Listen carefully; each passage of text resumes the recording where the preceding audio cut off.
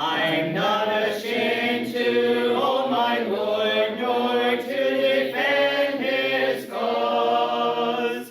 Maintain the honors of his word, the glory of his cross. I'm thankful for the opportunity. I like to bring simple messages. I'm not a preacher, but I just present information which I've learned, and this is another lesson from David Dan, and he was one of the original people who came down to Toronto from the States to Toronto to start the work here, and eventually turned in the West End and eventually progressed into the East End as well. And this is how we got to be here this day. His lessons are very simple. Anybody can take them and present them. I'm a simple person, so I'm thankful for lessons like this. And David is a very educated person in Scripture. He still preaches in the States. So the question here is, does God exist? Now, judging by everybody being here, we believe this. But for those that don't or are still humming and hawing about it, I'm going to present a little bit of proof into the existence of God. Does this work? Oh, look at that. Okay, so question is, does God exist? Well, one of the most important questions ever asked is there a God? Going through life, there are people that go through life and they don't know, or they don't believe, or they never even gave it a thought. So we're going to present some facts through this here. The Bible begins by affirming the existence in God in Genesis chapter 1. In the beginning, God created the heavens and the earth. It's from Scripture. This is our belief. There are three possible positions in regarding the existence of God. Theism, which is us, the belief that there is a God who created men. The second position on this is atheism. It's the exact opposite, the belief that there's no God. And we're going to be talking a little bit more about these. And then there's the people that are fence sitters, neither here nor there, right? Agnosticism, the belief that man cannot be certain whether God exists or not. And it's fair if they don't have any proof or nobody studied with them. There are lots of people like that. So we're going to answer some of this stuff here. So let's go through a few facts here. Fact is, there's a universe. It exists. We don't need the Bible to tell us that. We just look out the window. Okay, so something cannot come from nothing. I can't just go, there's a watch on the floor.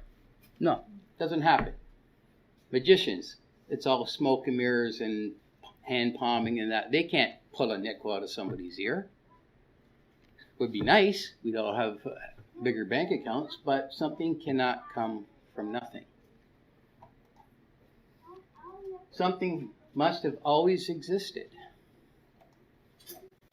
Which has always existed? Matter or intelligent mind? Even atheists admit that material universe had a beginning. The Big Bang Theory. Not the TV show, but the theory of the Big Bang. Everything started from a Big Bang. Supposedly some 15 billion years ago. The material universe must have had a beginning since it is in a process of winding down the second law of thermodynamics, the order to disorder. Even scientists today says the universe is pretty well fully expanded. It's now in a shrinking mode, like in a rubber band. Matter has not always existed. Mind is greater than matter. The intelligent mind can move, direct, modify, and use matter. Look at where we've become in the last 100 years. The first horse and carriage to the first cars, to the first racing cars, to toasters, refrigerators. They didn't just all of a sudden appear on the planet. They were created by man. Likewise, the earth had to be created by somebody. It just didn't magically appear somewhere. So matter is not intelligent. I can't have the speaker all of a sudden decide, I'm going to be a frog today. Doesn't work that way. Matter has no intelligence. A tree cannot turn itself into a piece of furniture. It has to have a craftsman or a process manufacturer to do this.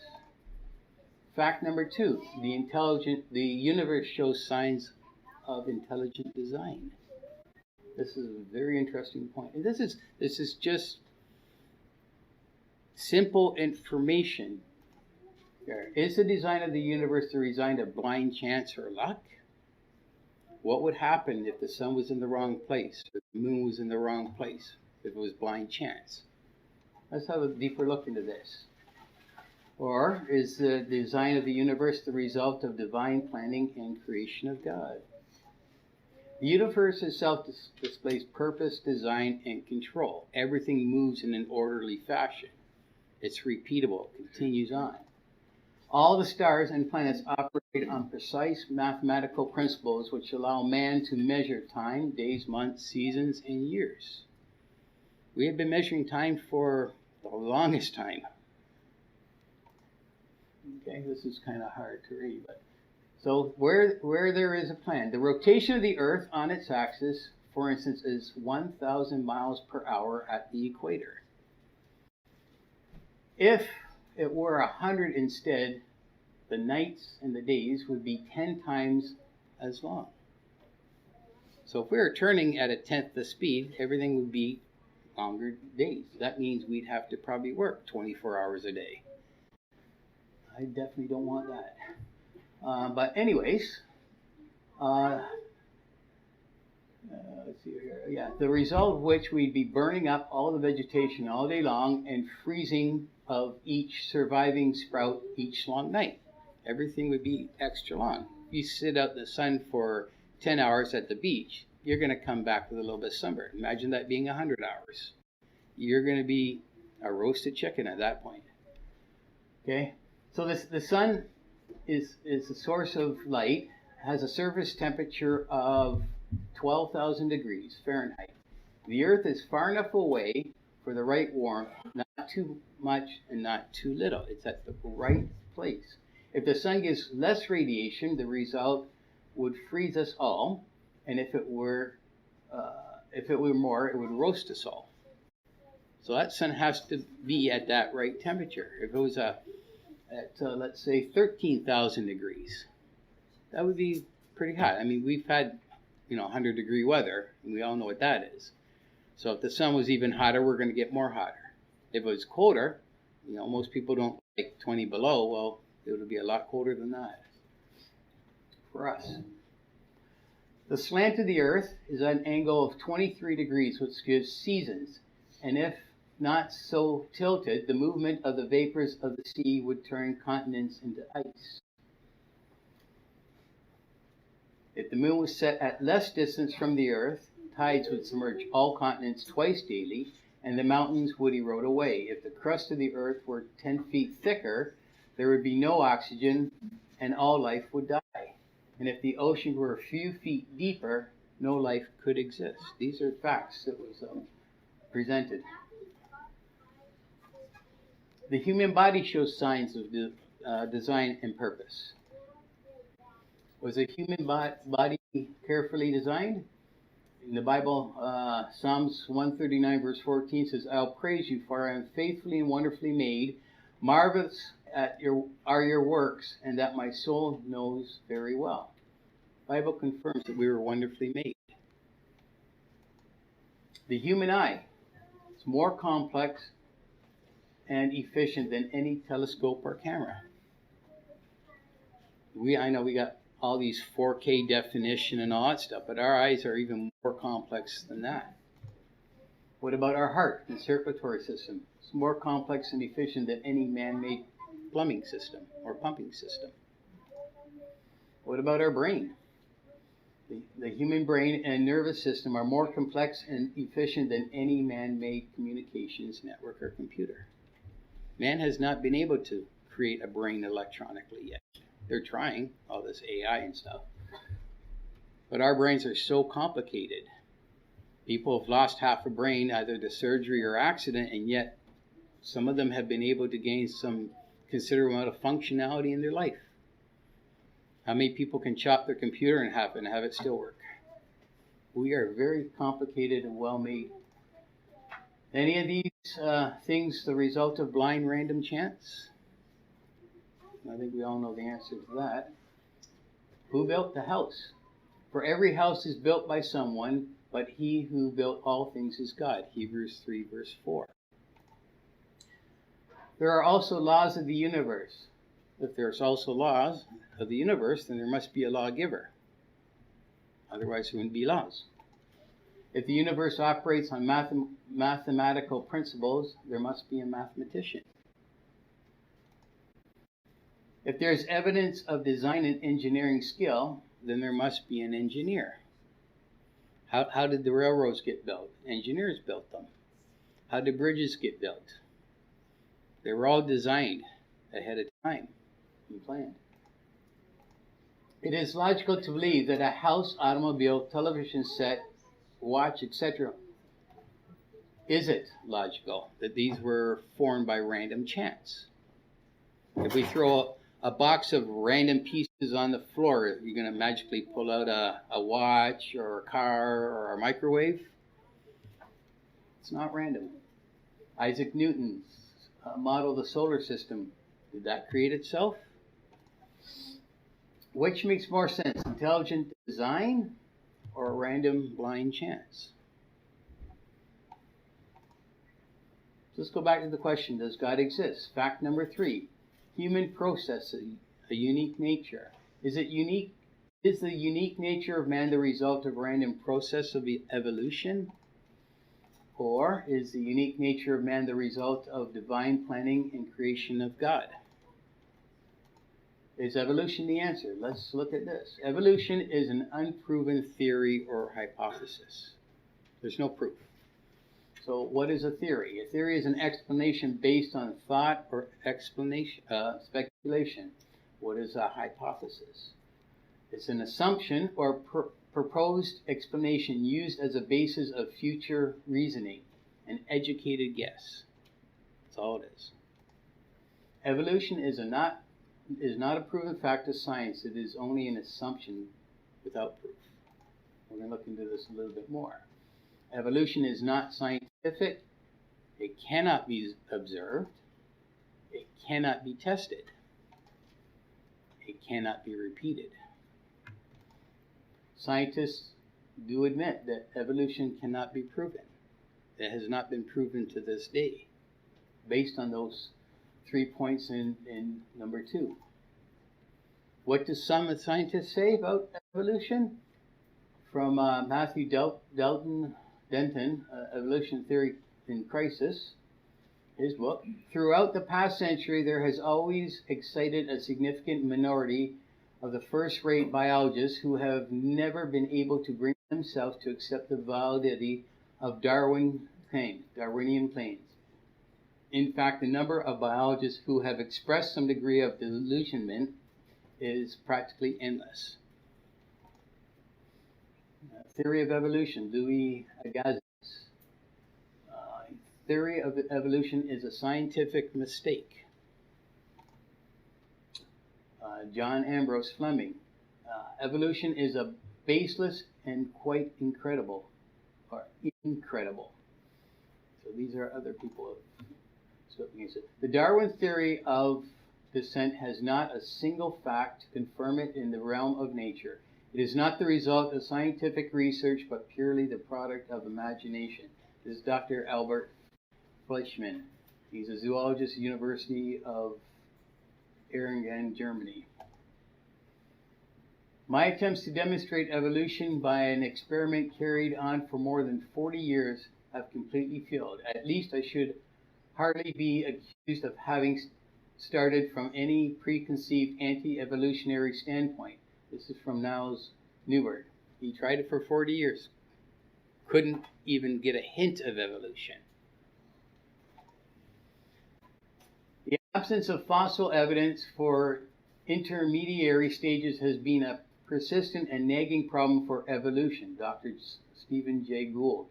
He's a paleontologist, evolutionary biologist. Even he admits it's been a problem. This is from Dr. Colin Patterson. Last year I had a sudden realization. For over 20 years I had thought I was working on evolution in some way. One morning I woke up and something happened in the night, and it struck me that I had been working on this stuff for 20 years and there was not one thing I knew about it. That's quite the statement. That's quite a shock to learn that one can be misled so long. So the last few weeks I've tried putting a simple question to various people. The question is, can you tell me anything you know about evolution? Any one thing, anything that is true. I tried that question on the geology staff at Field Museum of Natural History, and the only answer I got was silence. I tried it on members of the evolutionary morphology seminar in the University of Chicago and a very prestigious body of evolutionists, and all I got was silence for a long time. So even their own people couldn't even answer the question. I mean, if you believe in something, you should be able to defend it. We believe in our faith. We can defend our faith. Eventually, one person said, I do know one thing. It ought not to be taught in high school. He's right on that one. Why do they teach stuff in school that's not fact? 3 unanswerable problems of the theory of evolution. These problems were raised by Canadian geologist Sir J.W. Dawson, McGill University. Life cannot spontaneously originate from organic material. 2. The gap between animal and vegetable life cannot be bridged.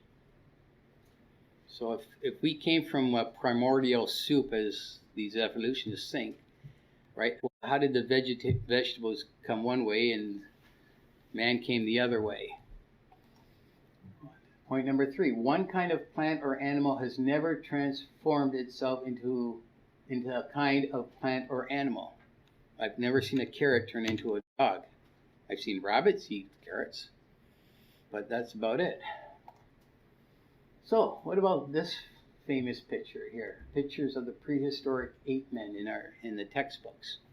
Looks pretty convincing, doesn't it? Caveman all the way up to a hunter-gatherer, and lo and behold us. Question is there a missing link?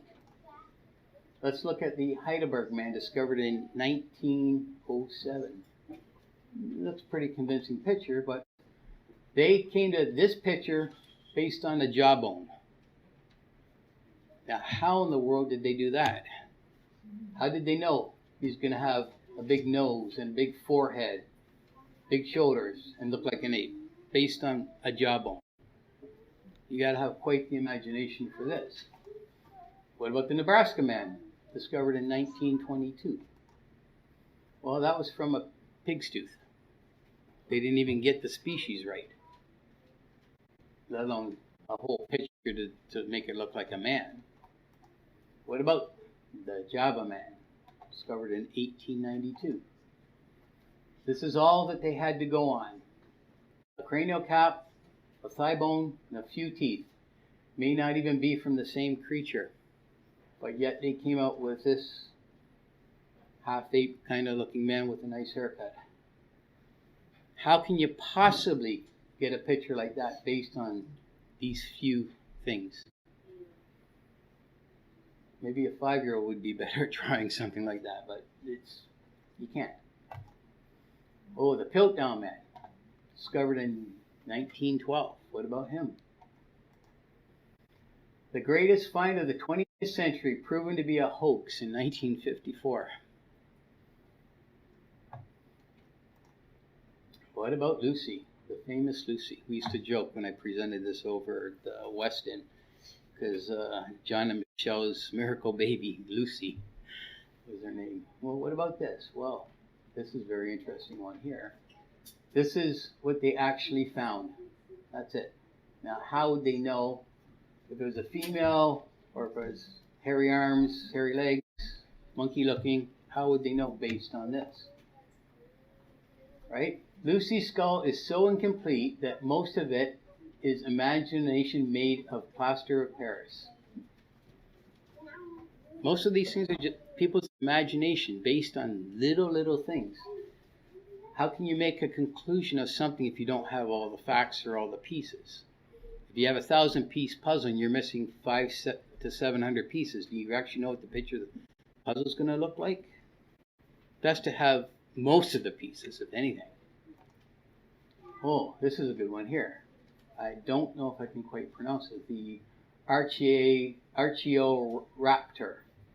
the tail of a raptor, discovered in 1999. This is going to blow your mind, guys. National Geographic defrauded the world in October 1999, presenting the Archaeoraptor, a fossilized bird with a reptile tail. It turned out to be a composite of two different fossils. National Geographic has reached an all-time low for engaging in sensationalistic, unsubstantiated tabloid journalism. They didn't even have the whole thing. They had two different things, and they said, "Hey, yeah, that looks kind of good together. Let's go with that." And,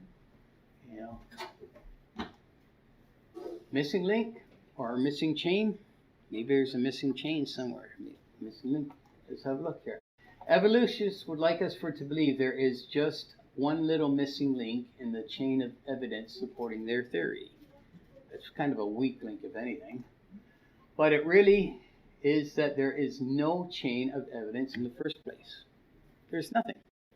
Nothing to link evolution from a beginning to where we are now. Not a single thing. Fact number 3. Humans possess a unique nature. Man has a capacity for rational thought. Anybody that's in their right senses has rational thought. Right? Did that happen by random chance? Man has a sense of morals. We feel bad when we do something wrong. Man has an aesthetic appreciation. Man is inherently religious. All through history, man has been seeking some sort of a god. The men of Athens, they had covered all their bases, even to a statue for the unknown god. Right? Man has a conscience. So why is man different? Why is man different from animals? Right? Animals don't have conscience. You bring a tiger into your house, it's probably going to eat you while you're sleeping. They don't have any conscience. They just have instincts. Man cannot disprove the existence of God. Fact number 4. Nobody can prove that. The fool has said in his heart, there is no God. Psalms 14:1.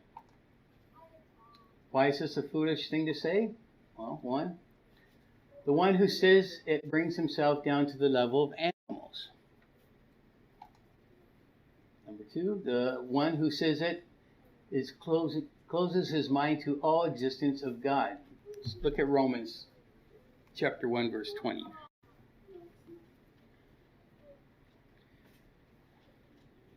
It's Romans 1.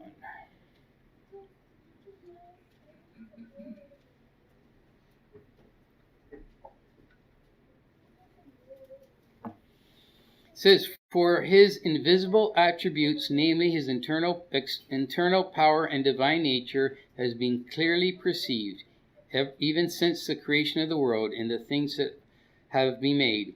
So they are without excuse. Verse 21, for although they knew God, they did not honor him as God or gave thanks to him, but they became futile in their thinking, and their foolish hearts were darkened. Point number 3, the one who says it is unequipped with the knowledge necessary to make such a statement, he is kind of foolish because the evidence is here. Number 4, the one who says it would have to possess all of the attributes of God in order to know for certain that he is right. What is the most reasonable explanation for the existence of the universe? What is the most reasonable explanation for the order, existence of the universe? The order, the design, the purpose is evident in the universe. The origin of life. What is the most reasonable explanation of that? What is the most reasonable explanation of the unique nature of man? There is a God. I'm not ashamed to